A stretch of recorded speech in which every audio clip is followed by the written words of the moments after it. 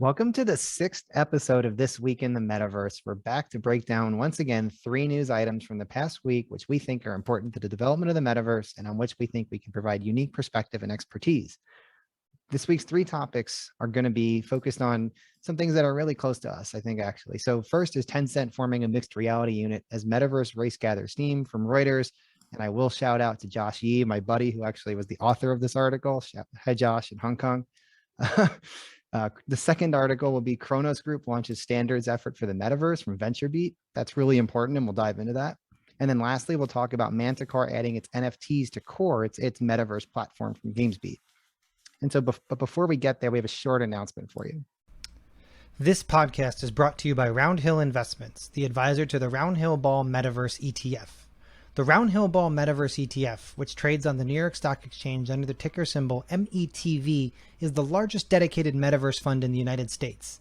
The ETF tracks an index developed by Ball Metaverse Research Partners, a metaverse-focused indexing and research company headed by industry expert Matthew Ball.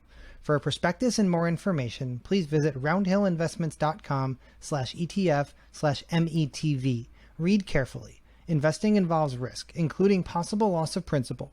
Investors should consider the investment objectives, risks, charges, and expenses carefully before investing. Distributor Foreside Fund Services, LLC. Okay, so diving into it, and this article, again, is from my friend Josh Yee. According to him at Reuters, Tencent announced to its staff on Monday the official formation of an extended reality XR unit. 3 people familiar with the matter said, formally placing its bets on the metaverse concept of virtual worlds. The unit is tasked with building up the extended reality business for Tencent, including both software and hardware, adding that it will be led by Tencent Games Global Chief Technology Officer Li Shen and will be part of the company's interactive entertainment business group. 2 of the sources said the unit will eventually have over 300 staff, which they say is a generous figure, especially in the face of cost cutting at Tencent. But the hiring plans are still fluid. One of the sources, I think this is important, said the unit was viewed initially as a passion project of Tencent founder and chief executive Pony Ma, who first highlighted the importance of the metaverse, or what he called an all-real internet, in late 2020. So, Yohan, I'll pass it to you to give some thoughts first, and then I'll chime in. Yeah, I mean, I think it is very much similar, I believe, to what we're seeing in the United States, where you have the big technology companies. In China, it's Alibaba, Tencent, Baidu, ByteDance, right? Is kind of expanded that circle of exclusivity. And so it is no surprise. I'm actually surprised by how small scale the unit, 300. I kind of wanted to double check that I heard you right, because I would be like, maybe more like 3,000. 300 really feel like almost they're treating it as almost like an internal startup, which is probably a good way to go versus what Meta has been proposing, which is, hey, we're going to spend $10 billion every year now at a much, much larger organization. And so I suspect part of the reason is because they're dealing with mostly software and may either partner or collaborate, or may not even give too much attention at the moment to hardware. And so, but the bottom line for me is one more story of one of the world's largest technology companies, but also one of the world's largest gaming companies. They own Riot Games, they own Supercell, they own some of the biggest game companies in China. They have investments in many companies like Epic Games. I don't know, but I'm not surprised if they are also a shareholder of Roblox. They are. Roblox being publicly traded, so they're also share. So Tencent is really probably the number one company with the biggest octopus everywhere touching. And so it's very interesting to see what they're going to do with it.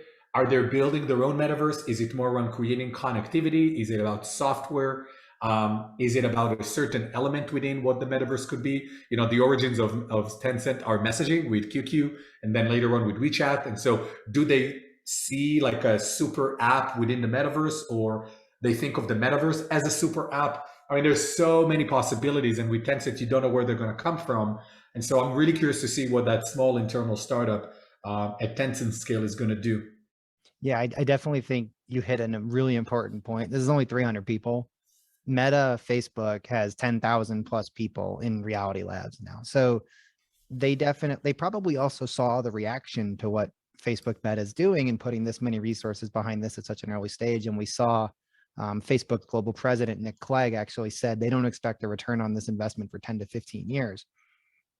that's maybe even too long for startups, let alone public companies. I mean, public companies, that should be 3 investment cycles. Like you're thinking on a 5-year investment cycle. And so, that's, I think they're possibly also informed by the reaction they saw to what's going on over here as well, and saying, well, you know what, we can create an internal startup. And I think they're going to focus mostly on hardware, because I think the expertise and the experiences in the software will come from everything they've already done, but they're trying to build up a hardware business to go along with it. And whether or not you believe that we need dedicated hardware for the metaverse, there is a strong belief of that in China for sure.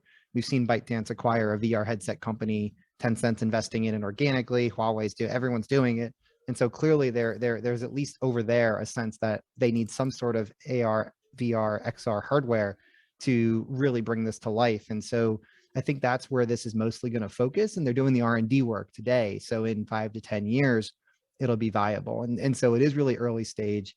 It's also important to note that, within the various business groups, within, underneath that entertainment group that they have, whether it's each studio or whatever, they also have their own kind of metaverse strategies, and they're doing their own things there as well. So it's not like this is the only 300 people inside of the entire Tencent organization working on metaverse, but I think this is a dedicated group, going to probably focus on the hardware again, because that's not something they've ever done before.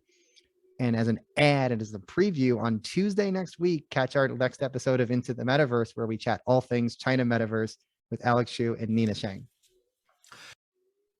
One more point of view is that it may well be that they're trying to also manage expectations, both in terms of the times we're at with financial uncertainty, as you mentioned, Matthew, but also they just want people to know that they're working on something, but also for the Chinese government, because of the sensitivity around the metaverse. What does it actually mean? What's the role of the Chinese government in emerging the metaverse in China? Tencent may also just managing expectations of how they want to be perceived as working in the space. Yeah, I definitely think the regulatory framework in China is an important consideration. And again, we dove well deep into that on our next episode. So definitely check that out for more context there. I won't spoil the goose, so I won't go too deep into that now.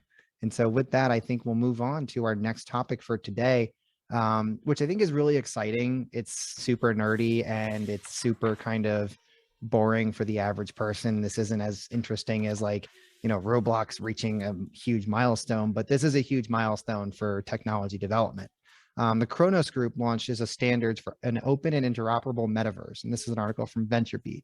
And as the article says, Khronos Group, which sets standards for 3D technologies, has come together with groups that include the Web3D Consortium, the World Wide Web Consortium, and the XR Association to oversee the process of creating the standards or the rules of the road for the metaverse, the universe of virtual worlds that are all interconnected. Yoan, I know you've been an entrepreneur in tech for a long time.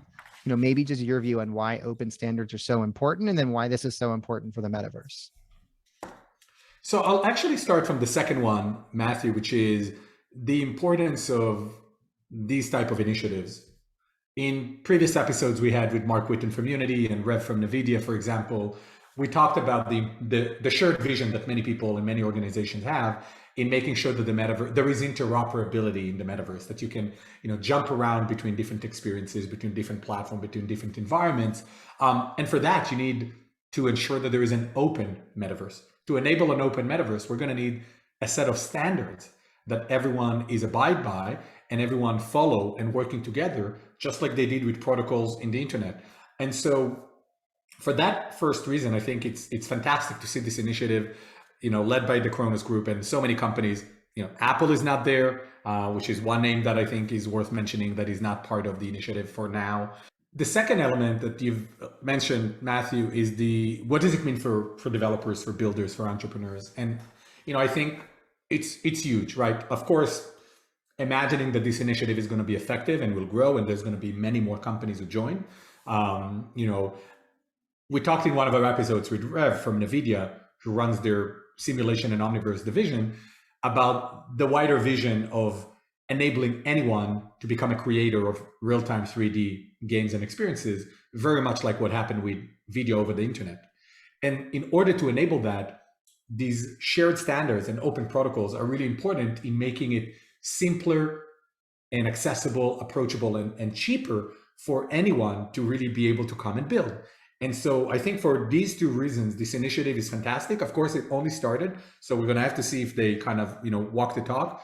But all in all, in principle, fantastic to see, amazing organization, many of the leaders in enabling and creating the metaverse, and I think overall fantastic to see, and I'm excited to see the actual project that this organization is going to build. Yeah, I mean that's a key point, is that now they have to build something because nothing exists yet. But you mentioned it. There's a long list of companies that are founding members. I think, as you mentioned, what's interesting is who's not there. Apple's not there, Google's not there, and Roblox is not there. I thought those were the three that stood out to me as kind of, those are the missing names that I would expect to be a part of this. And it doesn't mean they won't be there at some point. They just may not be founding members, but I did find that interesting. Otherwise, you've got, a who's who of large tech companies and companies in the metaverse. You've got Adobe, Autodesk, you've got Epic Games, Unity on the engine side. You've got Microsoft and Meta and NVIDIA. You've obviously the Khronos Group.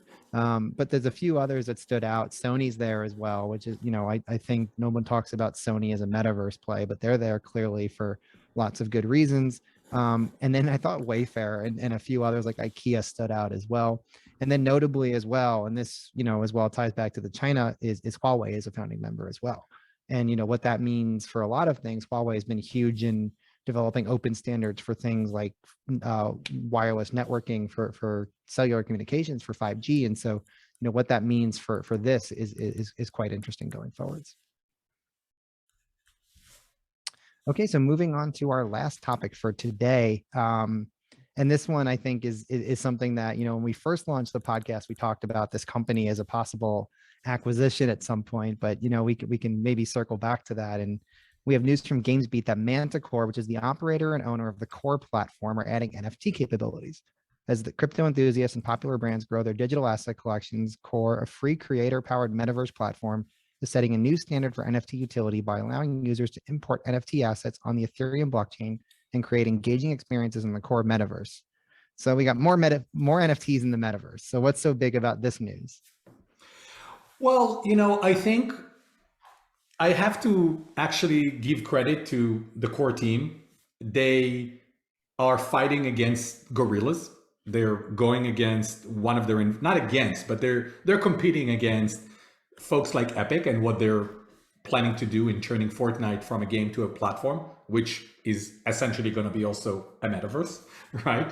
They're competing against Roblox in attracting both developers and users, and they're competing against Rec Room, VRChat, and a myriad of other platforms that are competing for eyeballs and users and usage and monetize and dollars. And so they are going after something that they believe can add value to consumers and users. I think a lot of people look for NFT utility because a lot of the NFTs are pretty much static, 2D JPEGs. And I think there's something smart that they're attempting to accomplish here, which is, can we attract more users into the Core platform, both developers and players, by integrating a novel technology that is very popular at the moment, and through that increase the visibility and the applicability of the platform. Because we don't know the numbers, but they said they have 3 million registered users. They don't even talk about how many daily active or monthly active. And so, Matthew, I'm sure you're going to chime in with some estimates on what does that mean for the DAO and the MAO. But I would say, on the one hand, hey, great bet, smart. They probably wish they would have done that 6 months ago because NFTs are not in a good place at the moment as part of the broader market and category. But this will change. It will get back on its feet. But smart attempt. I don't know how much it's going to be moving the needle for Core. I think time will tell. But I think it's a smart, bold bet. I'm rooting for them. Curious to see if it actually impacts the scale of the platform. And at the end of the day, beyond the novelty, I'm curious to see, does it actually change what the platform is supposed to do, which is enable developers to build interactive game experiences, which is the core of what Core does, and no pun intended. And I think that the jury is out there to see if it's going to impact the bottom line. Yeah. So napkin math for everyone, because this is real napkin math. And members of the core team, feel free to come on our podcast and tell us our napkin math is wrong and give us the real numbers. But with 3 million registered users, remember that Roblox has 50 million daily active users. So we're on a much more different scale. And if you want to kind of, back into what an active user base looks like, according to SimilarWeb, coregames.com had 268,000 web visits in the month of April. If you assume that the average user logs in 10 times a month, you're looking at 26,000 monthly active users. Roblox has like 300 million. So, or more. And so we're on a completely different scale in terms of users. And, their users could be higher than that. They could be lower than that. They're still a fraction of a platform like Roblox or Fortnite. And I think that's the important point, that there's not really scale here. But what I do think is interesting about this announcement is basically every large PFP NFT collection is selling itself now as building a game, building a metaverse. Could this basically be the one-stop shop? Come build your PFP NFT metaverse game on Core. Someone like Yuga Labs, who's like, hey, we're going to build the thing about Bored Apes. Well, instead of building everything from scratch and whether getting your own Unreal license or and doing all that from scratch, what if you just built it in Core, right? I mean, that could save them a lot of money and time and getting this done. And so I think from that perspective, kind of being one of the first to build these NFT bridges is actually could become quite powerful. And as you said, be a way for them to bring users in, people that are in the NFT communities. So there is a positive there, but I'm still skeptical that without the user base, both on the the players and the creators, which I think is more important. We talked about that on our Roblox episode in season 1 with Craig Donato, how it's the dual flywheels. It's the content flywheel and the user social flywheel. And one doesn't happen without the other. You need both. You need the creators generating more content to bring in users and vice versa. And so, I saw a demo of the technology. I literally, there was a video online and the CEO just, the co-founders are being interviewed and one is building something while the other one talks and literally does it in 30 minutes. It's really cool, but there's no one there to play it. And so like, it can be cool technology, but not a good business. And so that's kind of, what it shakes out to is, can this be the way for them to get, to a significant scale of users, or does this technology get acquired by someone at some point? Yeah, and look, I think Core raised to date 100 million. I don't know how much of that is left in their bank. I suspect they haven't generated significant revenue. And so they are obviously in a position where they need to find a product market fit for their platform. They haven't reached that yet, unless someone can prove us wrong, right? But in my kind of Bible, they haven't reached product market fit, which is totally fine. They raised incredible amount of money for a company that haven't reached a product market fit. But that's I mean, as an entrepreneur, I'm saluting the team. It just shows to the level of their execution and the vision and the ability to attract investors. Of course, it helped that we're at a hype cycle for VC funding, and so they probably have the runway to figure out the product market fit. And I think this is why this attempt is going to be probably one of several that they have to make in order to find a purpose for the platform that they've built, which initially had nothing to do with Web3 and NFTs, like many other products that suddenly adapted it, but that's totally fine. I think that's part of what it means to be an entrepreneur and a company builder. You have to adapt, you have to navigate the treacherous water of what it's like to build something that people actually want and come back to. And I think let's see how it performs over the next 3 to 6 months. But to your point, yes, they have an opportunity to create a destination to drive utility for some of those NFT communities. They're not the only one.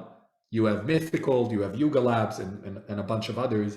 But let's see what they do. And I'm really, really, really curious to see how they are able to attract these NFT communities, because also the way Core has been positioned so far is not really targeting the audience of NFT and Web3.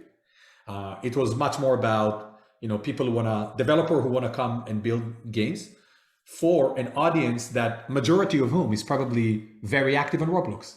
And so I'm really curious to see how that audience adaptation takes place, and it may be the place where they prove product market fit. For sure. And so I think with that, that's a great place to wrap up. Stay tuned for much more content as we teased. Our fantastic China episode is dropping this Tuesday. Have a good weekend.